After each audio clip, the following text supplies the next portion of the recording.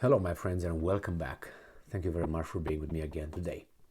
I think this statement coming from Poland reveals something essential, and I will explain what I see out of this. I don't know, it seems like Poland is looking what's going on here. We're going to give them weapons, but I don't know yet. Wait, yes, we're going to give them, but wait for what? Well, let's see what these guys are waiting for. But it seems like their attitude changes daily. This article comes from the New Voice of Ukraine. It's from February 6th, 2023. Poland hesitant about transfer of jet fighters to Ukraine as it only has 48 F-16s, defense chief says. I think this is BS because they knew they have only they had only 48 F-16s before they made all those inflammatory statements. They will do it, yeah, man, we're gonna do it, huh? So you didn't know that? You just count them right now. You just went over there and said, okay, under this is another one. Over there, behind that, oh, it's another one. Let's take the box. Oh, it's another F-16. Is that how you figured out you have 48? No, that's not how they did it. What happened, I think, is this. It depends what happens in Ukraine. And I think Ukraine, that's my assessment, based on the information I get from the free world, and not only, Ukraine is crumbling. It has 5 open offensive operations in Donetsk, and it's going to be 3 more open in Luhansk. The Russians are about to mobilize 500,000 people more, according to an article and a video I just made a few minutes ago. The Ukrainians do not look very fit. The Western countries say, yeah, we're going to send you, we send you. Whatever they send, supposedly, the Ukrainians are training as we speak to be able to use those, to operate the tanks, the fighter jets, all that.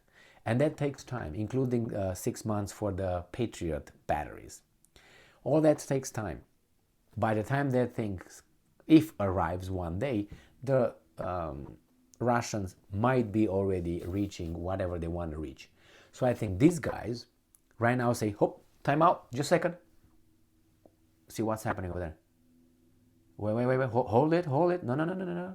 We have only 48. We just found only 48, okay? We can't send you anymore, but I get back to you. Whew, man, that was close. Don't talk to them. Wait and see what's happening, okay? And if they are, then we're like, there's no use to send anymore. We wanted to send you. I think that's kind of like I see things happening. But hey, this is just the way I see things to a certain extent. I'm just making it very, very simplified, okay? I know things are more complicated than that. Not only complicated, more sophisticated, as a friend of mine used to say.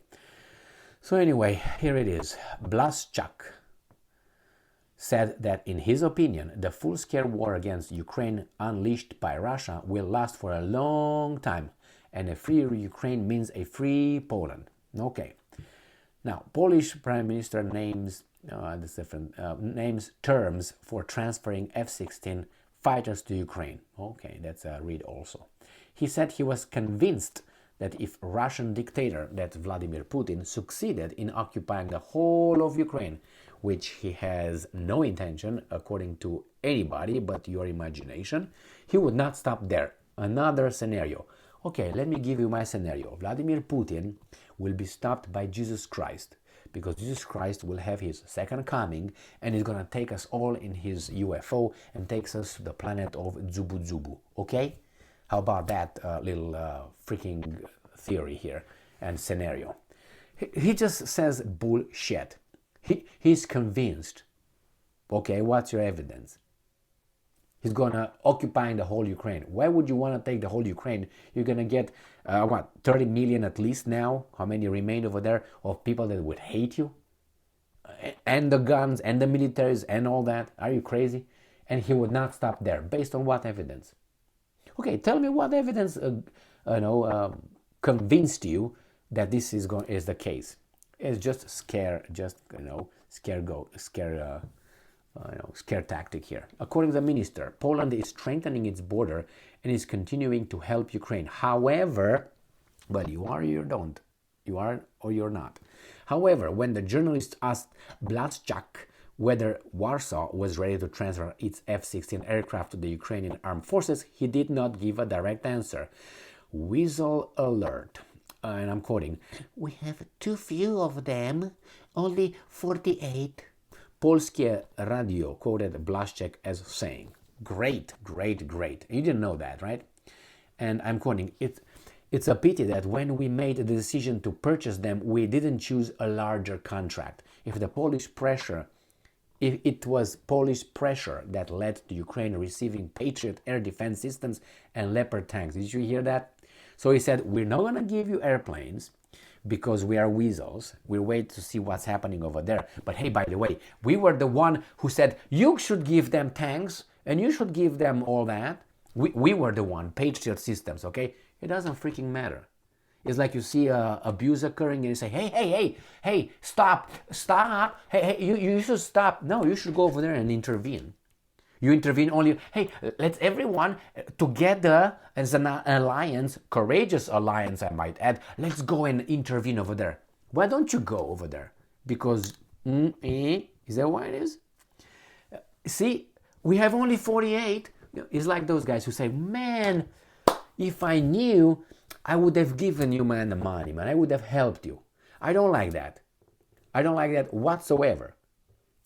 Because this is a weasel move. I met so many people who said, well, if I knew, I would have given you, or I would have helped you. Okay, next time I'll call you first. Next time he's not going to answer. So that tells you he's a weasel. So the same with these guys. We were the first ones who said we put pressure on everybody to give you. Why didn't you lead by example? If you're so bang bang. Because you're not bang bang. You're a weasel. All right, let's move on. I understand, man. It's not like I'm just trying to make it like this so it doesn't seem so serious. But yeah, this guy's a weasel. Earlier, commenting on the possible supply of F-16 fighter jets to Ukraine, Polish President Andrzej Duda said that the country was strengthening its security. Yeah, it's strengthening its security by building that electric fence/barrier on the border with Russia in Kaliningrad. Great job. That reminds me of, Polish Prime Minister Mateusz Morawiecki said he supports the delivery of F-16s to Kiev if NATO partners collectively take this step. Why not you? Why do you wait for them?